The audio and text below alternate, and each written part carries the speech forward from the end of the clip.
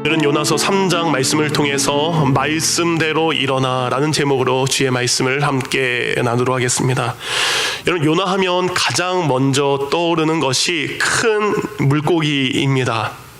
그래서 왜 요나하면 큰 물고기가 떠오를까? 왜냐하면 요나가 큰 물고기 뱃속에 들어가 3일 동안 있었기 때문입니다. 여러분, 과연 큰 물고기 뱃속에 사람이 들어가서 살 수 있을까요? 정말 그런 일이 있을 수 있을까요? 성경은 우리에게 이렇게 말씀하고 있습니다. 요나서 1장 17절, 이미 큰 물고기를 예비하사 요나를 삼키게 하셨으므로 요나가 밤낮 3일을 물고기 뱃속에 있느니라. 또 요나서 2장 10절입니다. 여호와께서 그 물고기에게 말씀하시되 요나를 육지에 토하여 내라.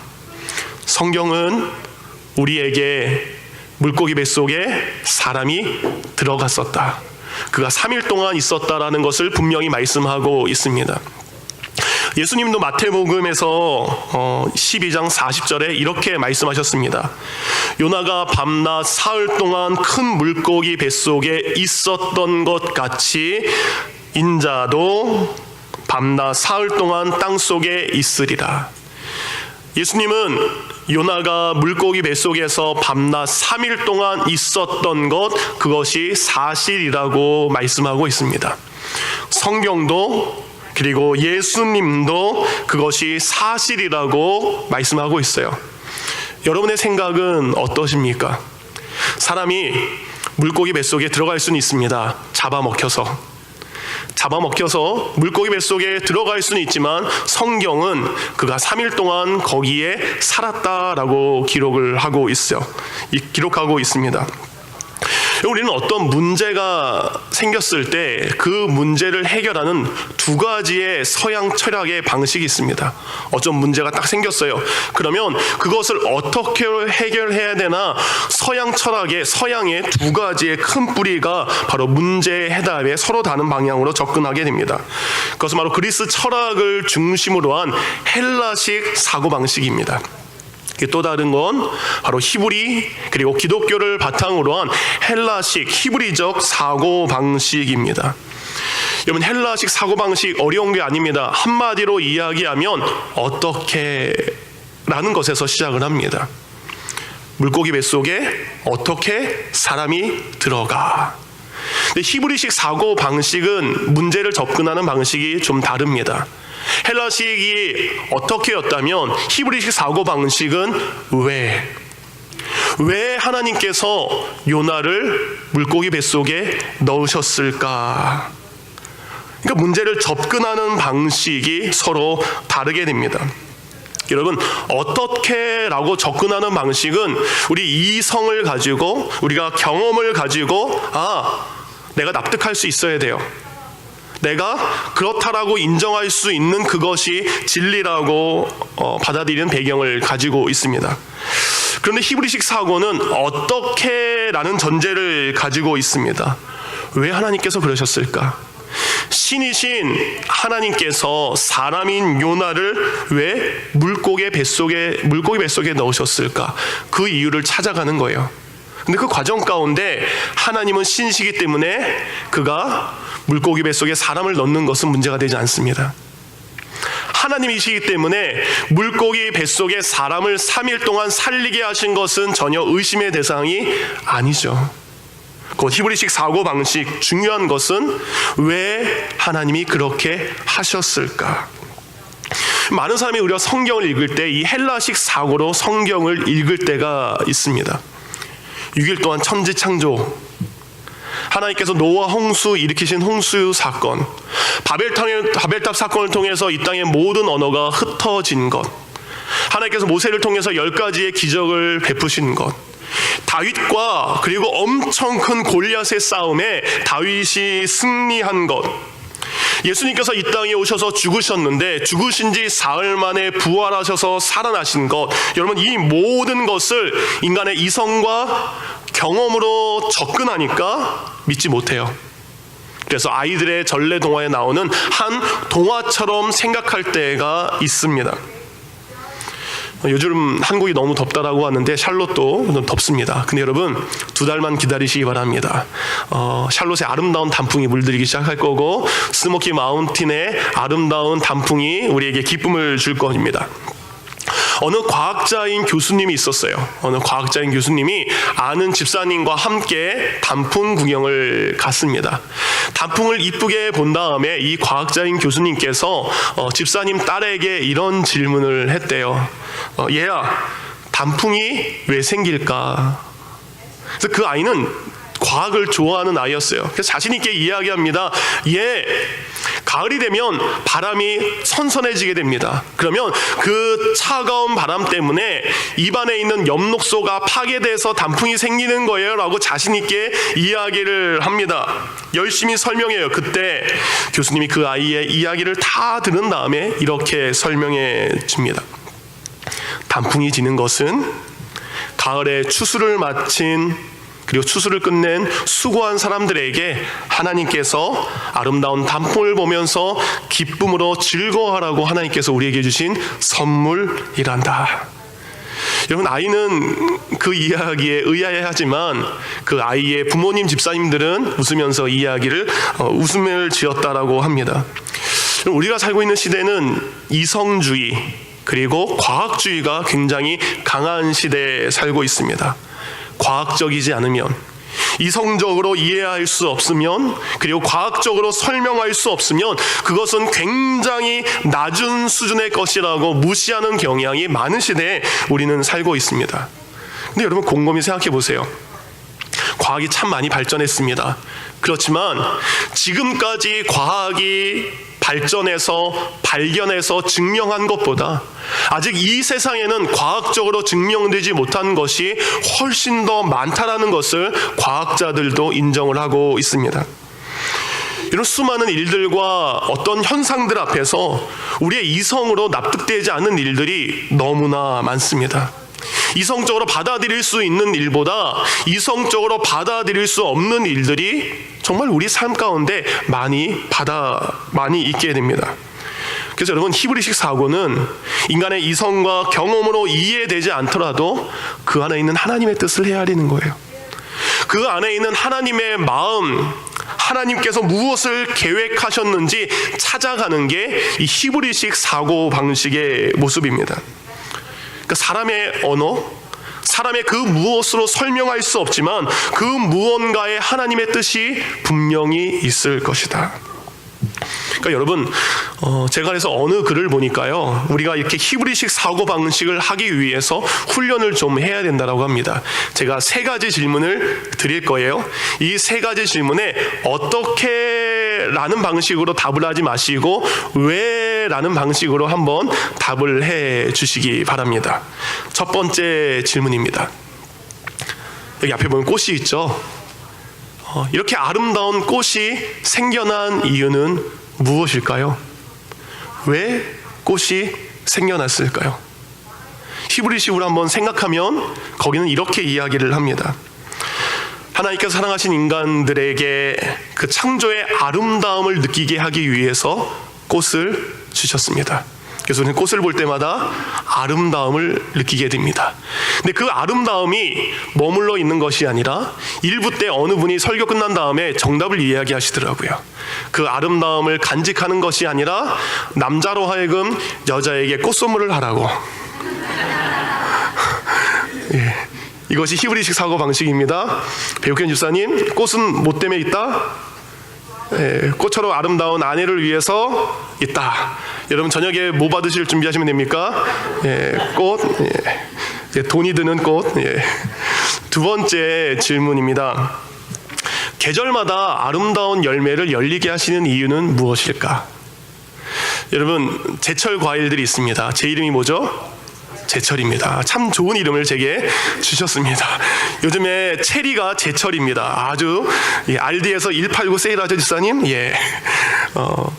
하나님께서 우리에게 맛있는 과일을 주신 이유는 무엇일까? 이렇게 되어 있습니다. 하나님께서 사랑하시는 인간들이 계절마다 맛있는 열매를 먹고 나누며 먹을 거리를 주신 하나님께 감사하기 위해서.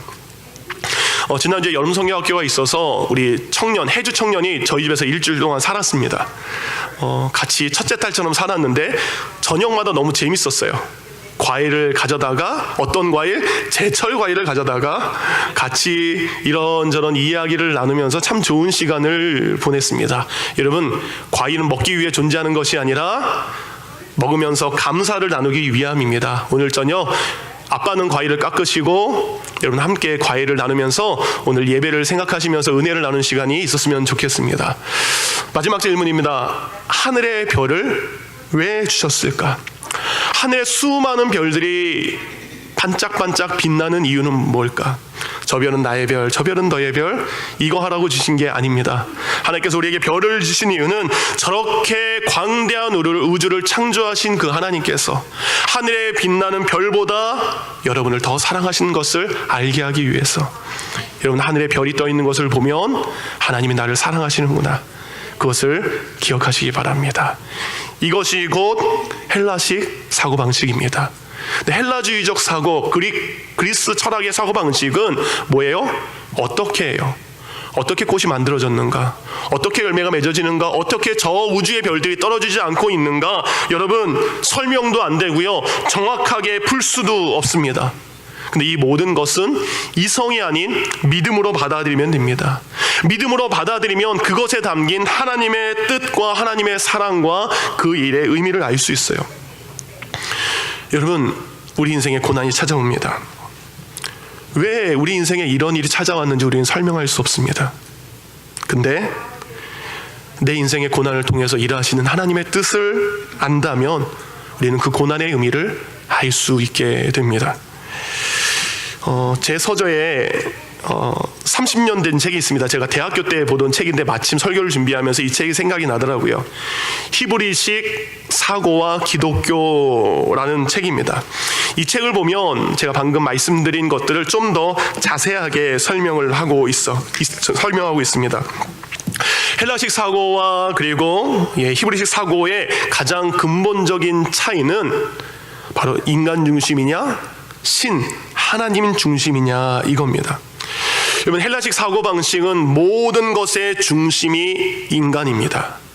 그러니까 신을 찾아가는 것도 누가 찾아가요? 인간이 신을 찾아갑니다. 그래서 이 땅에는 모든 종교는 숭배자가 숭배의 대상을 찾아가는 겁니다. 근데 히브리식 사고는 다릅니다. 창세기에 범죄한 아담을 하나님께서 찾으셨습니다. 믿음의 조상 아브라함을 하나님께서 찾아오셨습니다. 그러니까 히브리식 사고방식은 신이신 하나님께서 우리를 찾아오는 것으로 설명이 됩니다. 근데 여러분, 최고의 찾아오심은 누구십니까? 하나님이셨던 예수 그리스도께서 그 하나님의 영광을 내려놓고 이 땅에 찾아오신 것. 그래서 히브리식 사고방식, 그 모든 시작의 중심은 사람이 아니라 하나님이시죠. 여러분, 고대 그리스 철학의 가장 유명한 사람이 바로 소크라테스죠. 소크라테스가 아폴로 신전 앞에 있는 어느 문구를 인용해서 너무나 유명한 말을 했습니다. 소크라테스가 이렇게 이야기했습니다. 크노티 세 아우톤. 크노티 세 아우톤. 너무나 잘 알고 있는 너 자신을 알라. 사람들아, 사람이 어떤 존재인지 먼저 알아라. 이것이 헬라식 그리스 사고의 시작입니다. 근데 여러분, 헬라식 사고는 사람을 아는 것에 시작하지만 히브리식 사고 방식은 전혀 다릅니다. 성경 호세아 6장 3절은 이렇게 우리에게 말씀하십니다. 우리가 여호와를 알자. 우리가 힘써 여호와를 알자. 그러니까 우리가 하나님을 아는 것에서부터 우리는 시작해야 됩니다. 여러분, 사랑하십니까? 예, 사랑합니다. 예, 사랑합니다. 옆에 분에게 사랑합니다. 예, 갑자기 뜬금없는 이야기 같지만 여러분, 사랑도요, 헬라식 사고방식과 그리고 히브리식 사랑의 표현이 서로 다릅니다. 여러분, 헬라식 사고는 사랑을 감정적인 상태 그리고 어떤 느낌으로 표현을 하게 됩니다. 그러니까 사랑이라는 것은 내가 어떤 느낌을 받는 것, 어떤 감정이 생기는 것, 이것이 곧 정적인 부분이 사랑이라고 헬라식은 이야기를 합니다. 그러니까 헬라식 사랑은 에로스적인 사랑이라고 이야기를 하죠. 그래서 헬라식 사랑은 내가 감정을 느껴야만 사랑하는 거고, 내가 무엇인가 사랑하는 사람을 만나면 하늘의 별이 보이기 시작하고 왕자님을 만나면 수없이 많은 꽃들이 떨어지는 그것이 사랑의 감정, 그 사랑의 감정이 좋아하는 감정이 사랑이라고 이야기를 합니다. 여러분, 히브리식 사고 방식은 전혀 다릅니다. 히브리식 사고는 단순히 사랑의 감정을 느끼는 것, 느낌을 받는 것, 이것이 아니라 행동을 위한 세 가지의 요소가 있어야 사랑이라고 이야기합니다. 그 세 가지, 바로 순종하는 것, 섬기는 것, 희생하는 것, 이것이 있어야 사랑이라고 이야기합니다. 섬김이 없는 사랑은 사랑이 아닙니다. 희생이 없는 사랑은 사랑이 아닙니다. 바로 순종과 섬김과 희생이 있는 것, 그것이 바로 진정한 사랑이라는 거죠. 그러니까 히브리식 사고에 있어서 사랑이라는 것은 그 사랑의 대상에 대해서 구체적인 어떤 행동을 하는 것, 이것이 진정한 사랑입니다. 여러분, 하나님께서 아브라함에 나타나셔서 그의 사랑을 시험하십니다. 그래서 아브라함이 입술로만 제가 하나님 사랑합니다, 감정적으로만 하나님을 사랑합니다 표현하지 않습니다. 그 하나님의 사랑을 표현하기 위해 자신의 아들 독자 이삭을 데리고 와서 하나님께 드리려고 하죠. 드리는 행동을 하게 되는 것이죠. 하나님도 우리를 사랑하셨습니다. 근데 하나님도 말로만 사랑하지 않으셨습니다. 하나님도 우리를 사랑하는 그 사랑의 표현으로 우리를 구원하기 위해서 자신의 독생자 아들 예수 그리스도를 우리의 구원을 위해 내어 주셨습니다. 희생을 위해, 섬김을 위해, 사랑을 위해 하나님은 우리에게 사랑의 행동을 보여주셨습니다. 지금 여러분은 어떤 방법으로 사랑을 하고 있습니까? 그래서 헬라식 사랑은 형용사가 많습니다. 말의 표현이기 때문에 형용사가 많습니다. 근데 히브리식 사랑은 동사가 많습니다. 행동하는 것이기 때문에. 그래서 신명기 6장 5절 말씀 너무나 잘 알죠. 내 마음을 다하고 뜻을 다하고 힘을 다하여 하나님 사랑하는 것이 진짜 사랑하는 겁니다. 내가 마음으로만 사랑하는 것에 머무는 것이 아니라, 내가 하나님을 사랑해야지 뜻만 가지고 있는 것이 아니라 힘을 다하여 하나님을 사랑하는 것이 진짜 하나님 사랑하는 거고, 이웃을 사랑하는 것도 하나님을 사랑하는 그런 구체적인 행동처럼 이웃을 섬기는 것, 이것이 진정한 사랑이라고 이야기합니다. 그러니까 사랑이라는 것은 섬김과 희생이라는 것이 있어야 되는 거죠. 어떤 한 사람이 길 가다가 강도를 만납니다. 거의 죽게 되었습니다. 제사장이 지나갑니다. 장로가 지나갑니다.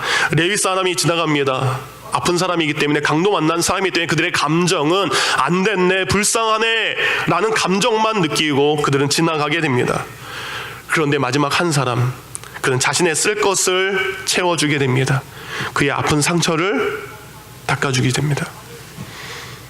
아픈 그를 자신이 타야 될 나귀에 얹히게 됩니다. 자신이 써야 될 돈을 그를 위해서 쓰게 됩니다.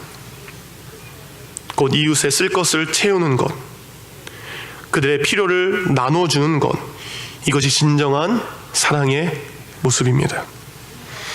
여러분, 은혜에 있어서도 히브리식 개념과 헬라식 개념이 다릅니다. 헬라식 사고에 있어서 내가 은혜 받았습니다, 이 은혜라는 것은 값없이 거저 받은 선물, 거기까지예요. 근데 히브리식 사고 방식은 이 은혜라는 개념에 한 가지의 개념을 더 생각하게 됩니다. 죄와 연관시키는 겁니다. 곧 나의 죄를 용서하기 위해서 그 죄의 대가가 있었구나, 나의 죄를 예수 그리스도께서 용서하기 위해서 십자가에 희생되었구나. 단순히 내가 은혜 받았습니다, 내가 구원 받았습니다, 내가 거저 받았습니다, 그거에 만족하고 있다면 우리는 헬라식 사고방식으로 믿음 생활하고 있는 거예요. 나를 구원하기 위해서, 내게 이 은혜를 값없이 주기 위해서 예수님께서 십자가에 달려서 자신의 모든 것을 내어준 사랑이 있더라는 것을 아는 것, 그 사랑으로 인해 내가 그 은혜를 받았다라는 것, 이것이 히브리식 사고의 개념입니다. 여러분, 철없는 자녀들이 있고요, 철든 자녀가 있습니다. 철없는 자녀는 어느 날 아빠가 선물을 사가지고 와요. 그럼 아이들은 선물에만 주목합니다. 근데 철이 있는 사람, 철이 있으면 누구입니까? 제철, 있을 때 철들을 철, 밝을 철입니다. 철이 있는 사람은 그 선물을 사오기 위한 아빠의 수고를 압니다. 그 선물을 사기 위한 아빠의 노력을 아는 거죠. 그러니까 이 선물을 주기 위해서 아빠가 흘린 그 땀과 그 시간과 그 노력을 알기 때문에 그 선물이 얼마나 귀한 것인지 깨닫게 됩니다. 이것이 히브리적 사고방식입니다. 여러분, 제가 오늘 왜 이렇게 히브리식 사고방식과 헬라식 사고방식 이렇게 길게 설명을 하냐, 요나를 보시기 바랍니다. 요나는 지금 헬라적 사고방식을 가지고 니느웨 사람들을 보고 있습니까? 아니면 그가 히브리인으로서, 유대인으로서 바로 히브리적 관심을 가지고, 관점을 가지고 니느웨 사람들을 바라보고 있습니까? 그는 하나님의 관점으로, 히브리인으로서, 유대인으로서 하나님의 관점으로 니느웨 사람들을 바라봐야 되는데 사람의 눈으로 니느웨 사람들을 바라봅니다. 그러니까 그는 불순종의 사람이 됩니다. 하나님의 뜻이 아닌 하나님의 뜻을 떠난 사람이 됩니다. 누군가를 사랑하는 사람이 아니라 여전히 미워하고 여전히 증오하는 사람이 되게 됩니다. 결국 하나님의 뜻, 하나님 중심이 아닌 자기 뜻과 자기 중심으로 살기 위해서 그는 도망갔죠. 도망간 그를 하나님 물고기 뱃속에 집어넣으셨습니다. 그리고 인생의 바닥과 절망인 그곳에서 회개하게 하셨습니다. 그리고 그는 자신의 뜻을 버리고 헬라식 사고방식을 버리고 하나님의 뜻으로 살기를 고백했습니다. 오늘 본문은 이렇게 시작을 합니다. 요나서 3장 1절과 2절인데요. 읽어드리겠습니다. 여호와의 말씀이 두 번째로 요나에게 임하니라. 이르시되 일어나 저 큰 성읍 니느웨로 가서 내가 내게 명한 말을 그들에게 선포하라 하신지라. 여러분, 이 말씀이요, 요나서 1장 1절과 2절에 예수님 하나님께서 똑같이 하신 말씀입니다. 다시 한번 1절과 2절을 보여주시면 제가 요나서 1장 1절과 2절을 읽어드리겠습니다. 어떠한 차이점이 있나, 어떠한 같은 점이 있나 한번 보시기 바랍니다. 여호와의 말씀이 아미떼의 아들 요나에게 임하니라. 이르시되 너는 일어나 저 큰 성읍 니느웨로 가서 그것을 향하여 외치라. 그 악독이 내 앞에 상달되었음이니라 하시니라. 하나님께서 요나에게 처음 주신 말씀과 동일한 말씀입니다.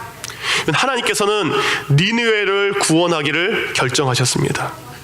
하나님께서는 니느웨에게 회개의 복음과 그리고 하나님의 사랑의 메시지가 선포되기를 원하셨습니다.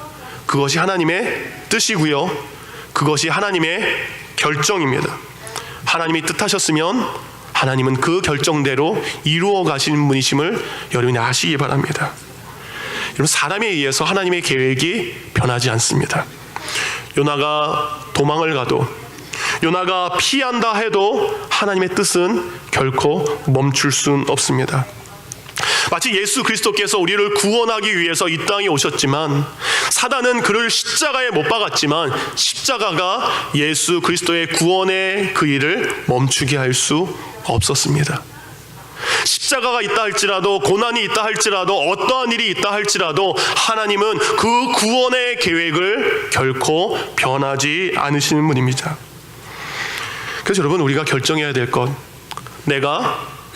하나님은 반드시 결정한 것을 이루시는 분인데 요나처럼 돌고 맞고 깨지고 올 것이냐, 아니면 내가 그 말씀에 지금 순종해서 갈 것이냐. 하나님은 계획하신 분이시고 그 계획을 이루시는 분입니다. 요나는 돌고 돌아서 물고기 뱃속에서 회개합니다. 그리고 그제서야 순종을 선택을 합니다. 인생의 바닥 가운데 인간의 연약함이 얼마나 작은 것인지 그는 알게 됩니다. 그리고 자신을 바라보는 것이 아니라 위대하신 하나님을 바라봅니다. 그리고 지난주 말씀처럼 요나서 2장 9절에 이렇게 기도하죠. 나는 감사하는 목소리로 주께 제사를 드리며 나의 서원을 주께 갚겠나이다. 구원은 여호와께 속하였나이다. 절망 속에서 기도했더니 감사가 회복됩니다. 절망 속에 기도했더니 예배를 드리겠습니다라는 예배가 회복됩니다. 그 낙심 가운데에 기도하니까 희망이 생기게 됩니다. 그리고 그는 그곳에서 순종이라는 것을 배우기 시작합니다. 그 모든 것을 배우고 깨달은 다음에 하나님은 물고기 뱃속에서 요나를 뱉게 됩니다. 이제 요나는 물고기 뱃속에서 했던 하나님과의 약속을 지켜야 됩니다. 근데 여러분, 요나가 하나님께 지켜야 될 약속, 어떤 약속을 먼저 지켜야 될까요? 했던 것처럼 주님, 제가 감사 제사 드리겠습니다. 감사 제사를 드리려면 예루살렘 성전에 가야 됩니다. 하나님, 제가 예루살렘 성전에 가서 예배 드리겠습니다. 이 약속을 먼저 지켜야 될까요? 아니면 살려주신다면 하나님의 말씀에 순종해서 니느웨에 가서 하나님의 말씀을 선포하겠습니다. 그것이 먼저일까요? 여러분, 무엇이 먼저일까요? 하나님께 예배 드리는 것이 먼저일까요? 하나님 말씀에 순종하는 것이 먼저일까요? 성경 우리에게 이렇게 말씀하십니다. 마태복음 5장 21절과 22절입니다. 그러므로 예물을 제단에 드리려다가 거기서 내 형제에게 원망 들을 만한 일이 있는 것이 생각나거든 예물을 제단 앞에 두고 먼저 가서 형제와 화목하고 그 후에 와서 예물을 드려라. 예배 드리는 것도 중요합니다. 그렇지만 하나님께서는 형제와 화목하게 하는 것이 더 중요합니다. 잠들고 계신 한 분이 계셨는데 우리 애나가 그 잠들고 계신 한 분을 깨워줬습니다. 여러분, 또 성경은 시편 51편 16절 17절에 이렇게 말씀하십니다. 주께서는 제사를 기뻐하지 아니하시나니 그렇지 아니하면 내가 드렸을 것이라. 주는 번제를 기뻐하지 아니하시나이다. 하나님께서 구하시는 제사는 상한 심령이라. 하나님이여 상하고 통회하는 마음을 주께서 멸시하지 아니하시리이다. 내가 금요 예배 드리고 새벽 예배 드리고 주일날 예배 드리고 수없이 많은 예배를 드리지만 그 예배가 형식적인 예배고 하나님이 없는 예배, 그 예배를 받으시는 것이 아니라 내가 하나님을 갈급합니다. 내가 하나님을 사모합니다. 내가 하나님을 만나고 싶습니다. 그 마음을 하나님이 더 귀하게 여기십니다. 사무엘상 15장 22절입니다. 사무엘이 이르되 여호와께서 번제와 다른 제사를 그의 목소리를 청종하는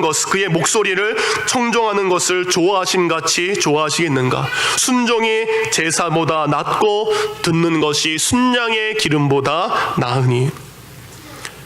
헌금 많이 드리고요, 하나님이 인정하실 만한 귀한 것을 드렸다 할지라도 하나님 말씀하십니다. 순종이 제사보다. 하나님 말씀에 순종하면서 사는 것이 예배를 드리는 것보다, 이것은 예배가 더 낫다라는 것이 아니에요. 하나님 말씀에 순종하면 예배 잘 드리게 됩니다. 그렇지만 하나님께서 원하시는 것은 지금 말씀에 순종하며 사는 우리의 삶을 요구하십니다. 하나님께서 요나에게 1장 1절과 2절에 주셨던 말씀을 다시 한번 그에게 말씀하시면서 이제는 나의 말에 순종할래? 두 번째 요나에게 이르시되, 여러분 1장 1절과 3장 1절 2절이 다른 점은 아미떼의 아들 요나라는 대상이 빠진 것밖에 없습니다. 왜 빼셨겠습니까? 그때나 지금이나 하나님의 말씀을 들어야 될 사람은 정해져 있습니다. 하나님의 말씀 누가 들어야 됩니까? 요나. 내가 들어야 됩니다. 하나님은 우리로 하여금 우리가 그 말씀에 순종할 때까지 다시 말씀하십니다. 하나님은 또다시 말씀하십니다. 계속해서 하나님 말씀하세요. 언제까지 하나님 말씀하실까요?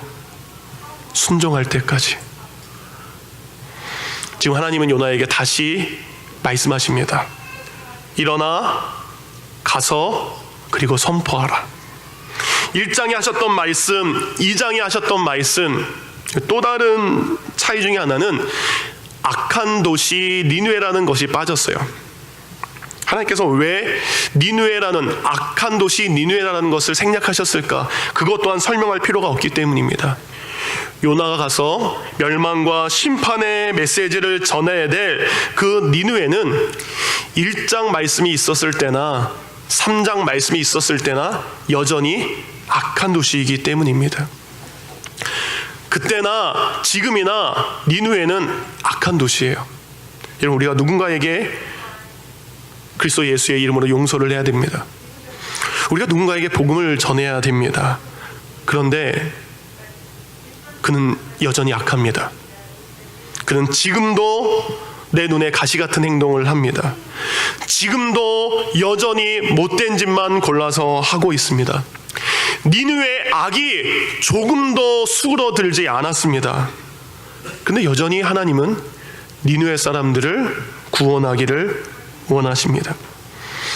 니느웨는 여전히 악한 도시지만 하나님께서는 요나에게 일어나라라고 이야기합니다. 그리고 그들에게 가서 선포하라고 이야기합니다.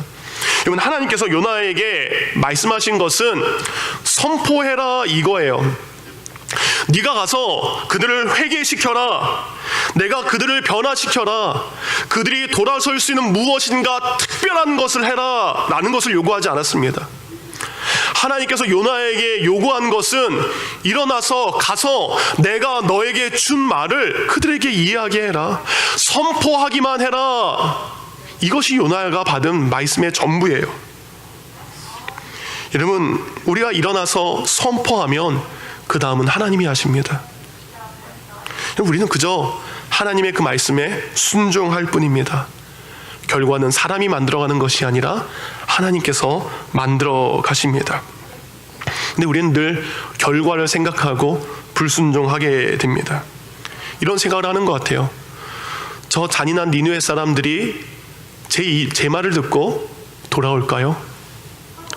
니느웨는 잘 사는 나라 강대국입니다. 근데 요나는 못 사는 나라, 힘든 나라, 이스라엘 저 조그만 나라의 사람이에요.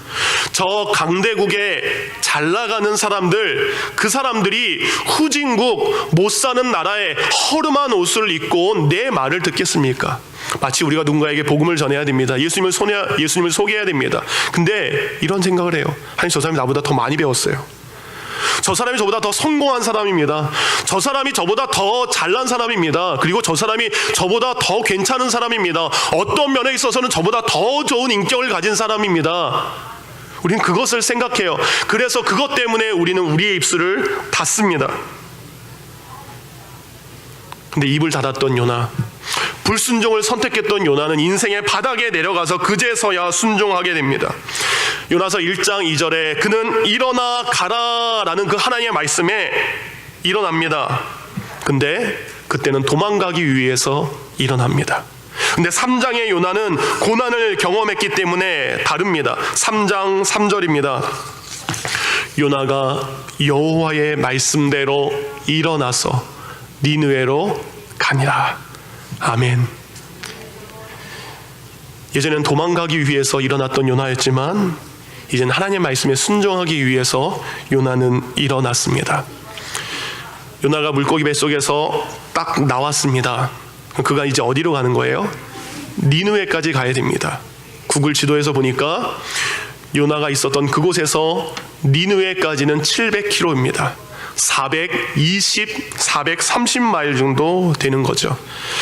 여러분, 애틀란타까지 자주 가시죠? 애틀란타까지가 230마일입니다. 여러분, 워싱턴이 320마일입니다. 여러분, 디트로이트를 보니까 디트로이트까지가 그 니느웨까지 비슷한 500마일 정도 됩니다. 찍어봤어요. 구글에 맵에 찍어보니까 샬롯에서 디트로이트까지 걸어서 가시면 여러분 한숨도 안 주무시고 정말 아무것도 안 먹고 열흘 10일 동안 꼬박 걸어가야 됩니다. 그런데 그 당시 430마일 어느 정도 걸릴까요? 한 달 정도의 시간을 잡아야 됩니다. 여러분, 이처럼 말씀에 순종해서 가는 길은 쉽지 않습니다. 어려운 길이죠. 근데 순종을 배운 요나는 그 길을 걸어가게 됩니다. 요나서 3장 3절에 보면 하나님께서 니느웨를 표현하면서 거기에 큰 성읍, 이전 개역 성경에는 지극히 큰 성읍 니느웨라고 표현을 하고 있습니다. 큰 성, 극히 크다라는 단어는 헬라어로 렐로힘이라는 단어입니다. 이 렐로힘이라는 것은 최상급, 그러니까 가장 크다, 가장 좋다라는 최상급을 표현하는 단어이죠. 그만큼 니느웨는 큰 도시입니다. 근데 여러분, 이 넬로힘이라는 것의 주석을 한번 찾아보았습니다. 근데 이 넬로힘이라는 것은 또 다른 의미를 가지고 있어요. 세 가지의 의미입니다. 하나님에게 속한, 그리고 하나님을 위한, 이런 세 가지 의미를 가지고 있습니다.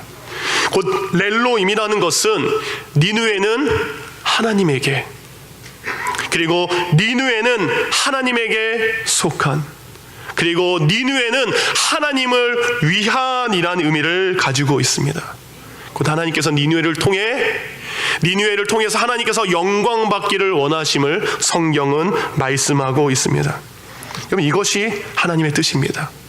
사람의 관점으로는 멸망당해야 될 성이지만 하나님의 관점으로는 그들이 비록 악할지라도 그들을 통해 영광 받기를 원하시는 것, 이것이 하나님의 마음이죠.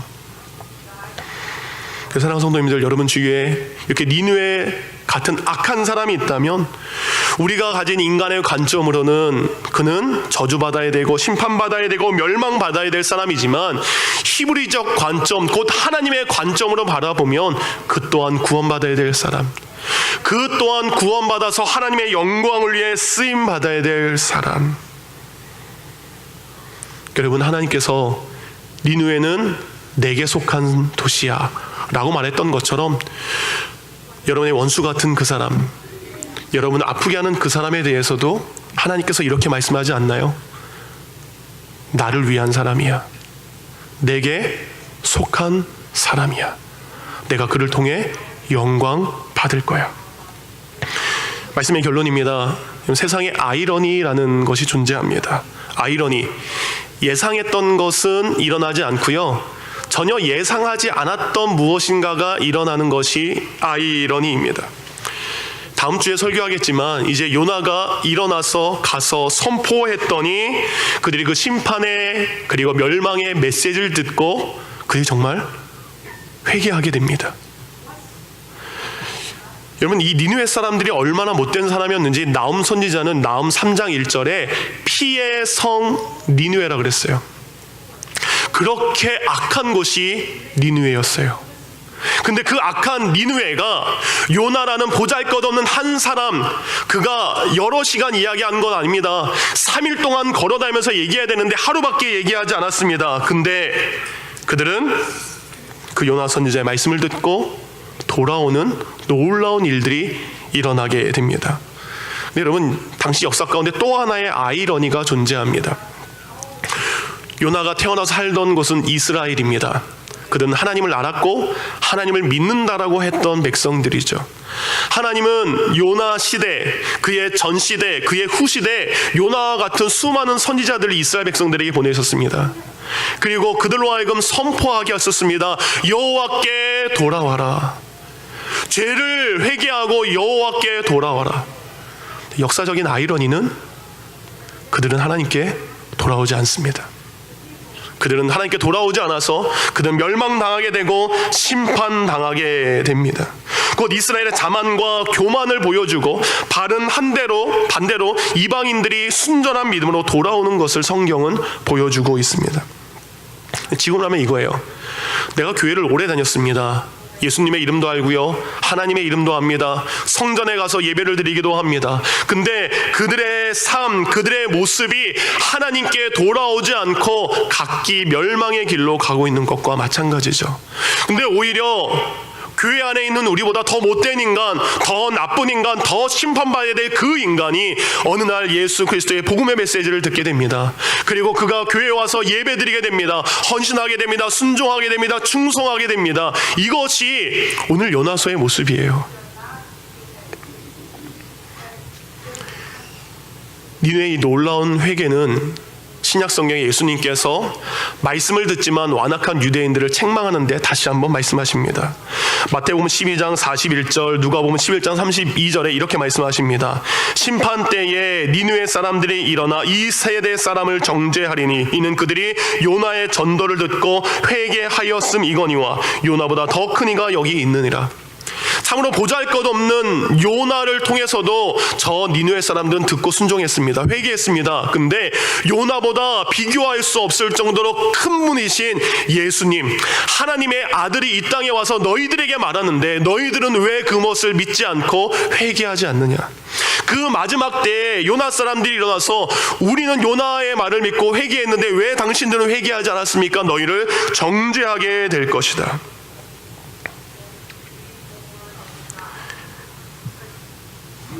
사랑하는 성도님들, 말씀에 순종하여 일어나시기 바랍니다. 내가 신앙의 연수가 있고 내가 직분을 가지고 있고 내가 무엇인가를 하나님을 잘 안다라는 그 마음, 그것에 마음에만 머물러 있고 순종하지 못한다면 우리가 일어나기를 원합니다. 하나님의 말씀대로 순종하기 위해 일어나기를 원합니다. 내 중심, 사람 중심, 이론 중심에서 헬라주의 사고방식에서 우리가 벗어나기를 원합니다. 하나님 중심, 순종의 중심, 말씀의 중심으로 우리가 하나님의 뜻대로 살아가기를 원합니다. 불순종하는 나는 십자가에 못 박습니다. 교만한 나를 십자가에 못 박습니다. 이제 내가 나의 주인이 아니라 예수님께서 나의 주인이 되십니다. 그렇게 요나가 주님 앞에 순종했을 때 수많은 영혼들이 주님 앞에 돌아왔던 것처럼 여러분이 말씀에 순종할 때에 여러분의 가족들이 주님 앞에 돌아올 줄 믿습니다. 여러분의 직장 동료들이 함께 예배하게 될 줄 믿습니다. 샬롯이 주님의 영광을 위하여 쓰임받는 아름다운 평안이 임하는 도시가 될 줄 믿습니다. 가족이 돌아오고 그 수많은 사람들이 돌아오는 그 놀라운 돌아옴의 이야기, 그 이야기는 다음 주에 말씀을 드리도록 하겠습니다. 놀라운 돌아옴의 역사가 일어났음을 성경은 말하고 있습니다. 이 시간 들은 말씀을 생각하며 기도하겠습니다. 하나님, 말씀대로 일어나 순종하기를 원합니다. 아직도 내 생각이, 내 경험이 우선이 나면 그것을 내려놓기를 원합니다. 예수님의 말씀으로 순종하여 일어나기를 원합니다. 헬라식 인간적인 사고방식을 내려놓고 주님의 뜻으로 살게 하옵소서. 주님 앞에 기도합니다.